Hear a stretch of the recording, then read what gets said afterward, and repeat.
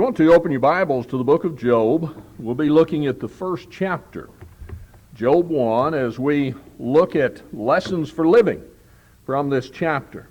As I mentioned this morning, I had worried that anybody was even going to do anything on it themselves, but it was encouraging to see some of the lessons that were put out there. As I mentioned, whenever we're going to give these chapters on lessons for living, I'm starting out kind of easy on some of them. Job is one where you have to look a little bit more than some. And on some, I'm going to get some passages that you might look at and think, how in the world can there be lessons for living in there? But I think as we go through, you will find that it becomes easier and easier to look at it in the light of seeing, what does this mean to me? So looking at that, I hope that it has been beneficial to you and hope that it has been as beneficial as it has to me. I always am encouraged by what other people do and encouraged to dig a little deeper sometimes myself on those things. Tonight, as we look at Job 1, you know, one of the things, and I noted on the board back in the back just a little bit ago, that several people had mentioned the idea of riches. Sometimes we get the idea that if you have money, there's no way to be godly. If you're godly, no way to have money. And the truth is, Job is one of the examples that shows us that success in the world and being with God are not mutually exclusive. Sometimes people try to make that division. Well, if that person's rich, they sure can't be living as God wants. Well, I don't know anybody in this room that's financially rich compared to many in the world we are, but I don't know if any in here in the Millionaires Club. If you are, I'd like to talk to you a little bit after services. But I know that all of us hopefully have our needs supplied. We are a culture, a society here where we have many things. But you look and you find in chapter 1 as it opens up and it describes Job. It says, there was a man in the land of Uz whose name was Job.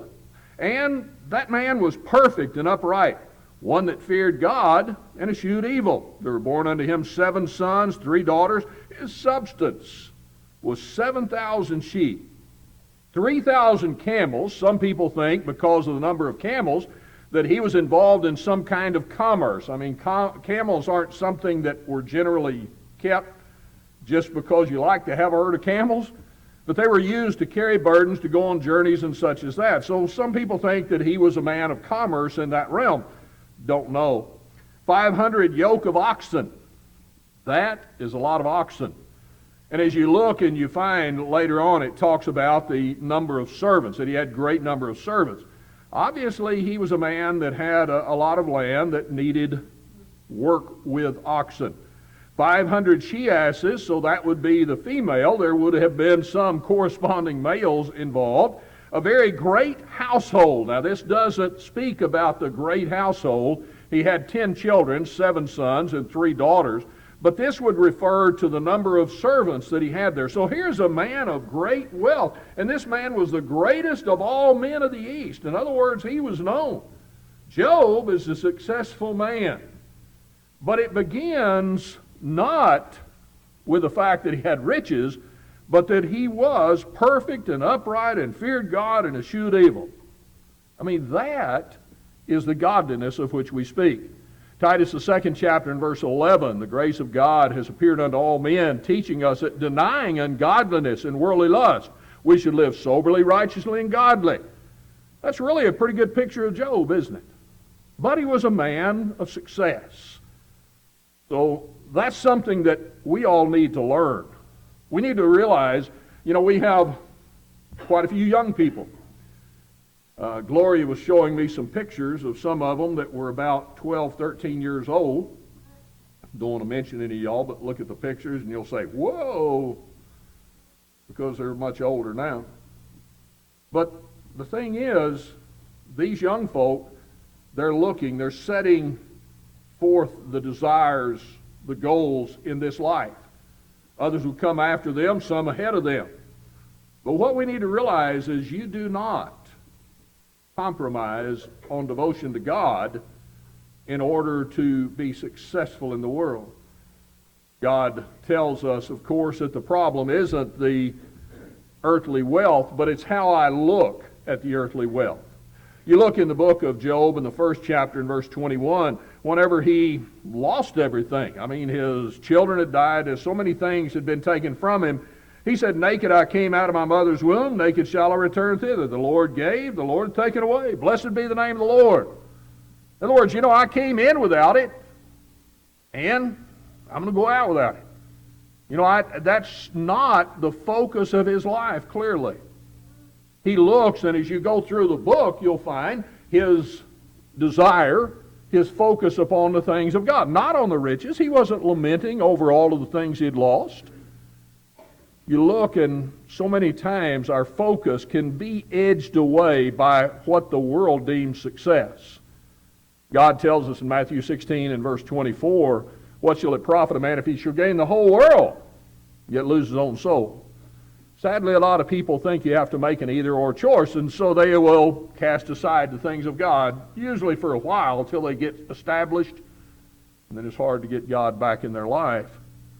But the reality is, you can keep both. You can have the desire to be successful, to be a godly individual who is an image of success in the things that you do. May not result in great riches, but you're still successful. But you do it holding God in high esteem the whole way. 1 Timothy, the 6th chapter, in verse 7 and following, it talks about a woe upon those who would be rich. In other words, here's my desire. What are you going to do in life? I'm going to make money. I'm going to be rich.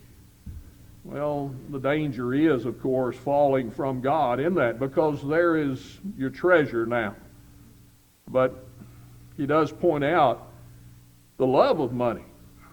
That's a root of evil. That is what will bring us down. So money itself isn't wicked. You use it. Use it to glorify God. Use it to further yourself as a godly individual. But if money becomes that love, then you're like the rich man, Matthew 19, verse 16 through 24. There he went to Jesus and asked him about what he must do, and he gave him the commandments. And he said, I've done these. And he said, well, go sell what you have, give to the poor. In other words, there were limitations on what he'd do, and he went away sorrowful because he had much riches. There's no limitation. God is first, and the things in this world can be used to further ourselves in God's service, but if they become the master, then I will fall. What a sad, sad life that is. Then you look, and you find another lesson, if the thing will go there. You find that the joy of family, as it should be.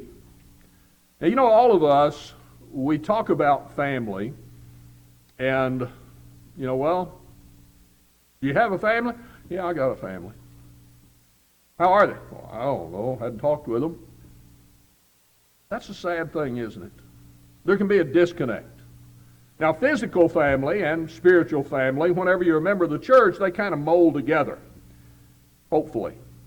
Hopefully all the families members of the church. Sadly, when they're not, there's a disconnect there that's going to happen. But the family itself, in Job 1 and verse 4 and 5, it says that his sons went and feasted in their houses, every one his day. Now, I don't know. You can look and study that and come to your own conclusion. What was his day? Well, was it that they selected, okay, this is your month, and then the next one, this is your month, and this is your month? Some people say, well, it dealt with the times of feast or harvest or whatever. Other people say, well, maybe it was their birthday. Later on, it's going to talk about Job that wishes his day had never come. In other words, his birthday. So, don't really know. But whatever it was that everyone on his day he called for the three sisters to come and eat and drink with him. In other words, they joined together and they had a good time together. Isn't that a great family? You look in Genesis the 13th chapter in verse 8, Abraham and Lot, they were not brothers in the sense of that, but they were related. But they also had a connection through God. And whenever strife began to arise, Abram said, we be brethren. And he was willing to compromise. You take whatever you want. Is that the way your family is? You get along, love to be with one another? Like I said, that's, I am blessed. One of the hardest things that happened to Lan and I was moving up here 600 miles away from any physical family. One of the best things that happened to Lan and I was to move up here 600 miles away from any physical family. It did two things. One is our family became pretty self-sufficient in a lot of ways. Lan and I, two children, we began to rely more upon each other because it took a while for people to get to know us and us to get to know them. And we're always amazed after they got to know me, they still like to be around us. But our family grew closer. And I think that has been a product right now. Our son got married. And whenever he got married, first of all, his sister didn't like my son's wife that much. Wasn't really happy with her. She was stealing her brother. But anyway, then it came to the point they would introduce themselves as sisters, which came to be real awkward whenever Mary would say, yes, this is my sister. She's married to my brother. So we had to do some explaining. But it typified the closeness that was there. And even now, our family is very close. I've got a sign downstairs that was given to me some Christmases ago. It says Pop Pop and Amis, and by the way, in the announcements, whenever it said see Pop Pop, if you don't know, that's me. I felt blessed. I was Pop Pop. His mother was still Stacy. So he's going to have to explain that one. But anyway, the sign says, Pop Pop and Amis, where cousins become friends. In other words, it's more than a family. We are friends. Well, that's what you see in Job. Well, that carries over to the church. We are the family of God.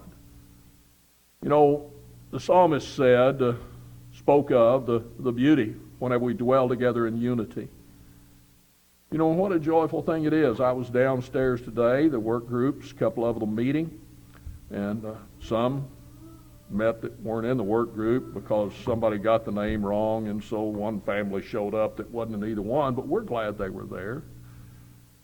But I listened and I looked around and I watched, and I saw people that love to be together.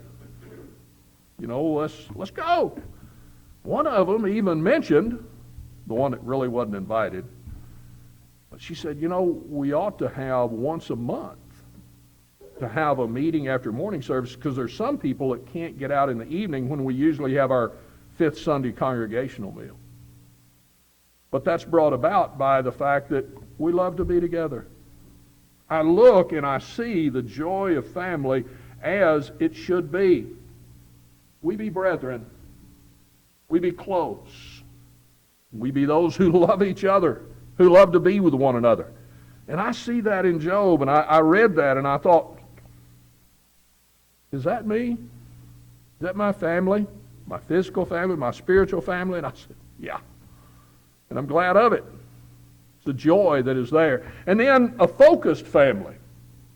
Now you think, here I'm going to the physical family that will run over into the spiritual family, but mainly focus on the physical family. And I think, is this a focus? Because every family has to have a central focus in life. Now you look in Job 1 and verse 5. Yet it says, when the days of their feasting were gone about. In other words, they had these times that they got together. But then it says, Job sent and sanctified them. In other words, he got word to them, this is going to happen. You've done all of this. And he rose up early in the morning and offered burnt offerings according to the number of them all. Now this is the patriarchal system. Priesthood hasn't been established, so sacrifices weren't offered in that fashion. But it was, patriarchal means father ruled. And so Job is a picture of that, and he offered sacrifices. He was what you might call the family priest, if you want to put it that way. But he offered these, and Job said, it may be my sons have sinned and cursed God in their hearts. Thus did Job continually. In other words, this is on and on and on. He looked and he said, I rejoice that I have a family like this, that they love to get together. But I want to make sure I'm going to sin and I'm going to sanctify them. I'm going to let them know what's going on, and I'm going to offer sacrifices because I want there to be a spiritual focus. You see, the times of enjoyment, good, clean fun. You know, you can get together and play spades together. You can get together and go to play sports. You can do whatever. Wrong with that? No. But if that's the focus, if that's all, you know, there's a time and a season the writer in Ecclesiastes speaks of for everything. And there's a time for this frivolity, the joy, the laughter, the time together, but don't forget God. I look at Job and I see in him a little bit of Noah. Noah saved his household.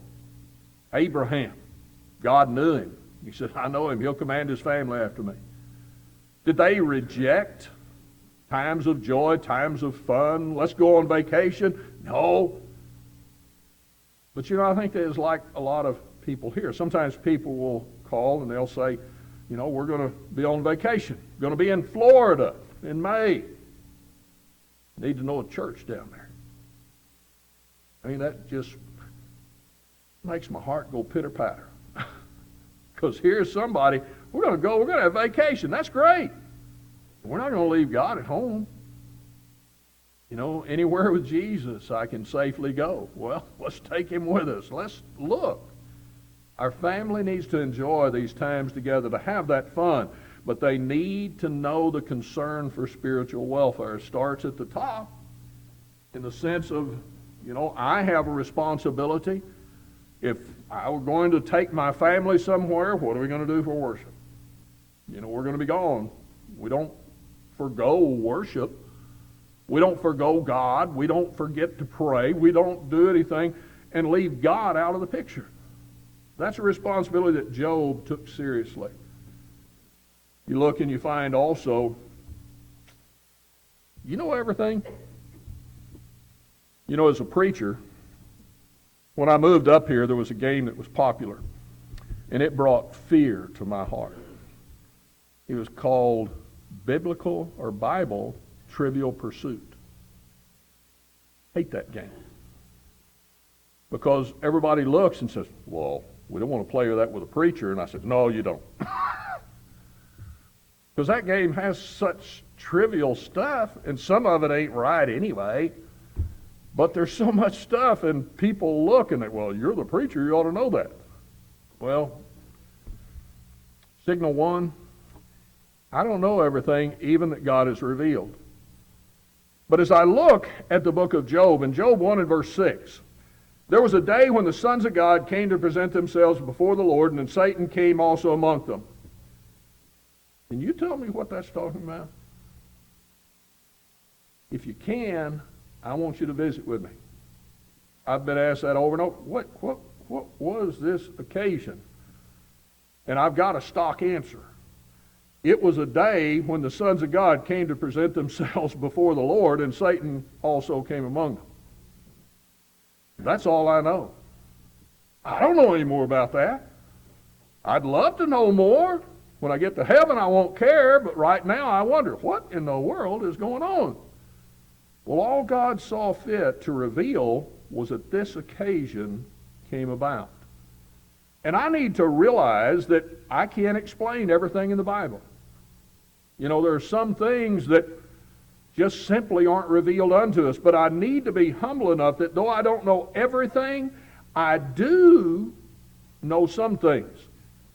But the things that I don't know, I don't need to make up some kind of explanation. One of the deepest holes that you can dig is to play like you know what you're talking about and you're going to explain it, and the answer isn't there. You know, one of the best phrases that you can learn is, I don't know. Now, you can add to that, and should, I'll study it and see if there is an answer, but don't be ashamed to say, I don't know. Why? You look and you find in Deuteronomy, the 29th chapter, verse 29, there are secret things that belong to God. Now, he has revealed in the latter part of that verse, he's revealed those things that we can keep the law, he says. But there are secret things he hadn't told us. I don't need to know everything. And God has pretty well made that clear to me as I read the scriptures.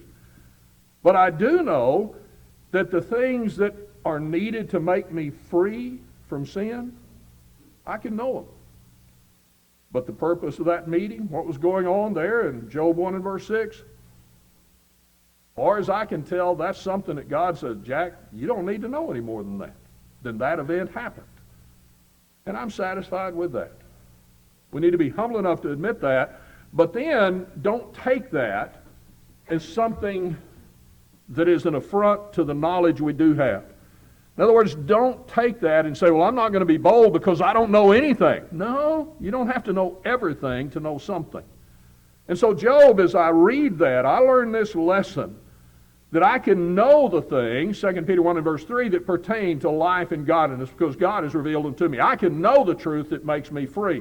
I can be set for the defense of the gospel as spoken of in Philippians 1 and verse 27. I can earnestly contend for the faith, Jude 3. But that doesn't include that I have to tell you what kind of bush it was that Moses saw that burned. Well, that was a bush that burned but wasn't consumed. That's as far as my knowledge goes. I need to be content with things, but I need to be bold on searching those things that God has revealed and set them forth. So as I read Job 1, that hits me. And then also, am I the only one to admit who has all power? You look in Job, the first chapter. There, beginning in verse 6 and going down, it says, there was this day the sons of God came to present themselves before the Lord. Satan came among them. The Lord said unto Satan, whence comest thou? Satan answered the Lord and said, from going to and fro on the earth, walking up and down it. And the Lord said unto Satan, hast thou considered my servant Job? There's none like him on the earth, a perfect and upright man, one that feareth God and escheweth evil. Satan answered the Lord and said to Job, fear God for naught. Hast thou not made a hedge about him and about his house and about all that he hath on every side? Thou hast blessed the work of his hands. His substance is increased in the land. But put forth thine hand now, touch all that he hath, and he'll curse thee to thy face. The Lord said unto Satan, behold, all he has is in thy power. Only upon himself put not forth thine hand. So Satan went forth from the presence of the Lord. Did you notice that? God is God, and he knew it. He knew that he had control even over the devil himself. The devil knew that as, of course, he went forth, he couldn't do anything that God did not allow. He said, you built a hedge about him. In other words, the devil isn't in control. Well, what about me? You know who fails to realize that? You ever... Well, I just can't help it. Because so-and-so did this. Well, so-and-so is following their father, the devil. You can look over in the book of John, the 8th chapter, and you're going to follow one or the other. And so they're doing the work of him. Well, his power is so great that he made me do it. No, he didn't.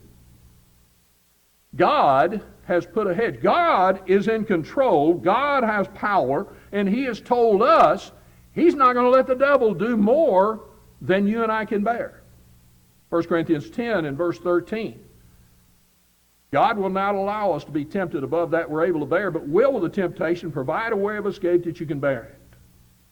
I mean, we have the ability, and numerous are the passages that we have the ability to make that choice. Job, in Job 1 and verse 21, he said, naked I came out of my mother's womb, naked shall I return thither.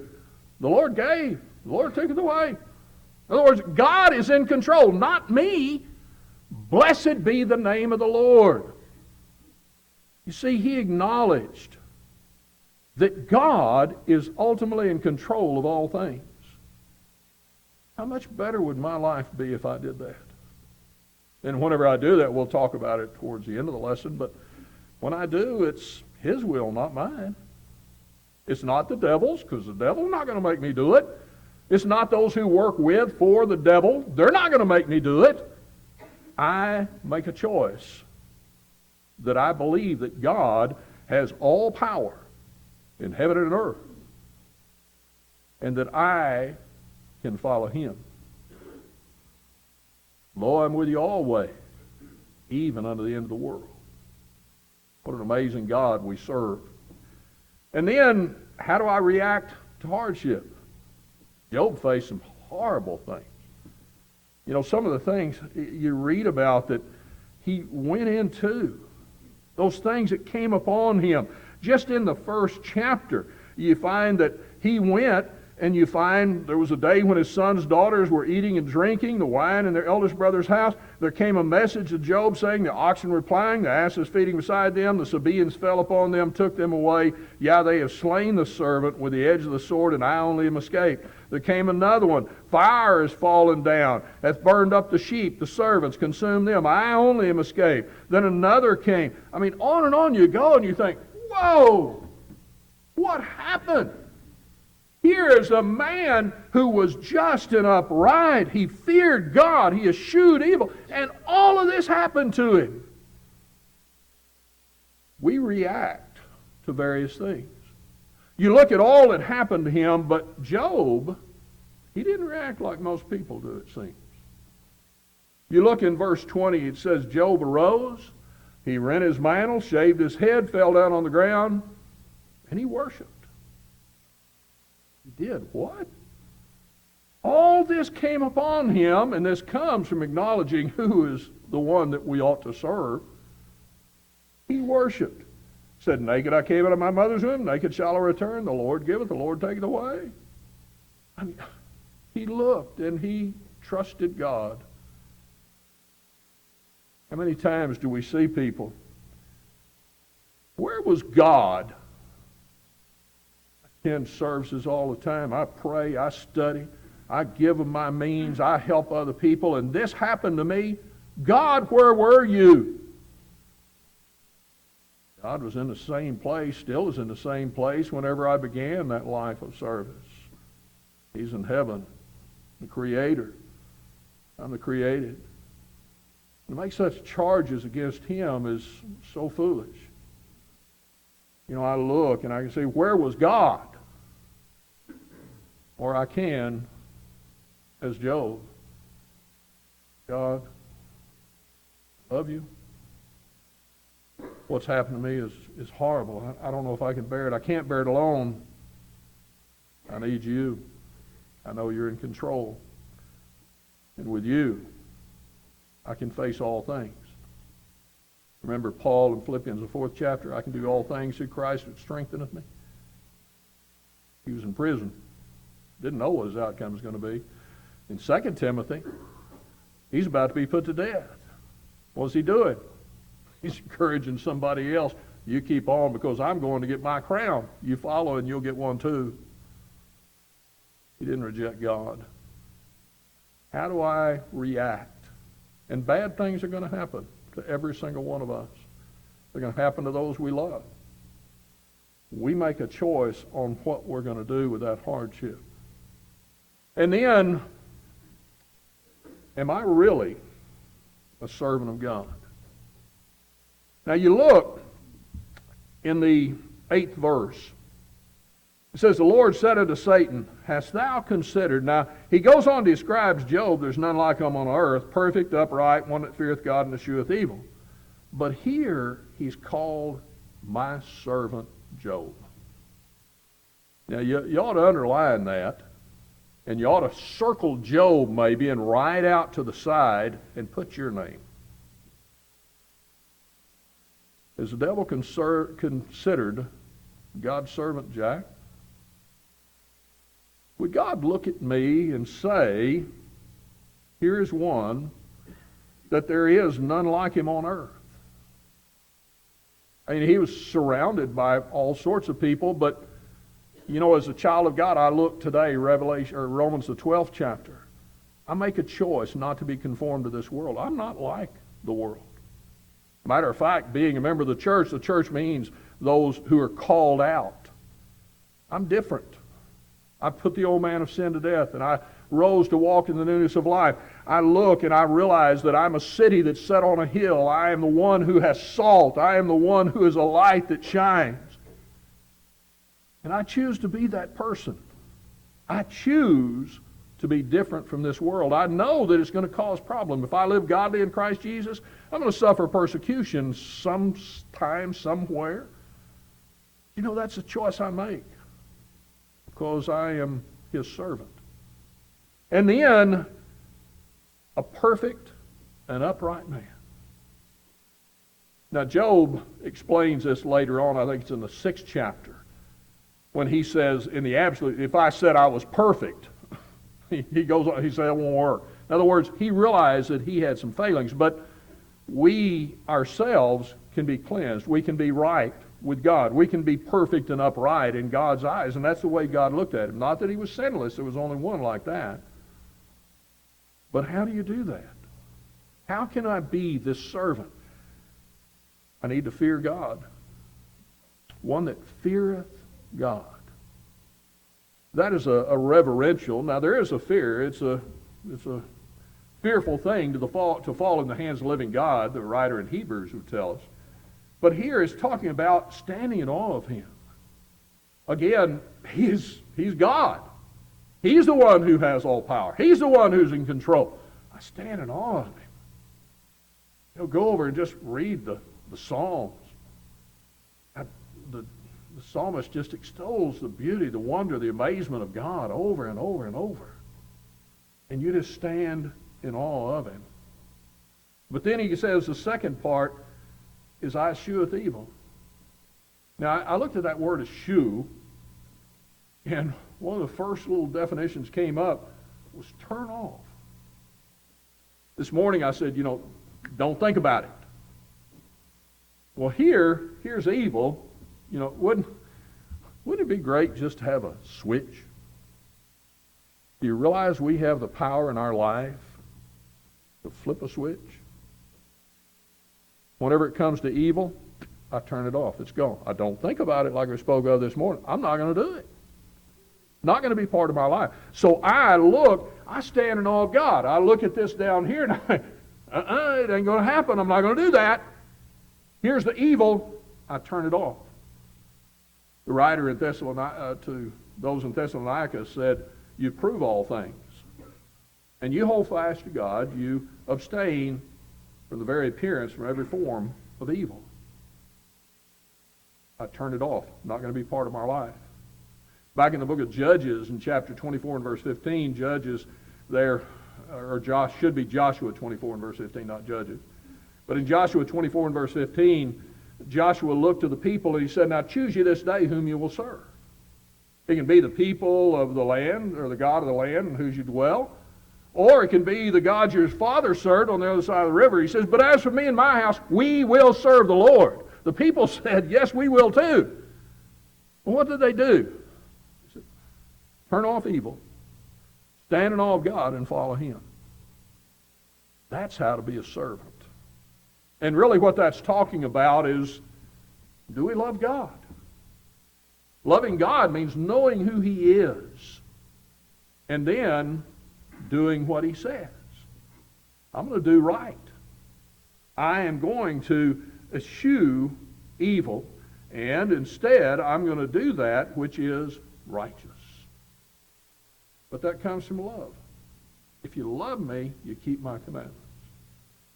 Really, you could say, am I really a servant of God, or do I know God? Because if we know God, we realize the love he has. John says, we love him because he first loved us. You see, if I don't love God, it's because of one of two things. Number one, I haven't studied and come to know God. Or number two, I'm like those in the book of Romans who refuse to retain him in our knowledge. Either I don't know him or I reject him. Either one is not acceptable. But we know him and we love him, and we become the servant that he speaks of. Hopefully that's you and I. Job never knew why the things that befell him happened. There are a lot of things in this life we don't know. But as you go through Job, you find that this man who was a servant, he had his ups and downs, he had his struggles, he had people trying to tear him down, but God was there, and ultimately God confronted him in the end of the book and caused him to realize again who God is. You know, he told him, you gird up your loins and you answer me. And whenever he got through, Job was back away from the struggles he was facing, and he was fully trusting in God. He was blessed beyond measure because of it. You know, that's a picture of our life. If we are servants, we'll be tempted, we'll be tried, we'll face hardship. But ultimately, if we're that servant, our master will overcome, and because we're with him, we will too. Choice we make. I pray that you and I both have made that choice tonight in becoming children of God. If not, you can do that by being baptized into Christ, as spoken of in Galatians, the 3rd chapter. And if you've done that and you've strayed away, maybe you've given in because of the hard things that have come in life, come back. God is righteous and just. He's loving. And he will forgive us our sins, whatever they may be, according to 1 John 1 and verse 9. We can leave tonight choosing God, knowing that he's chosen us through the way that he's given in his word. Let's do that.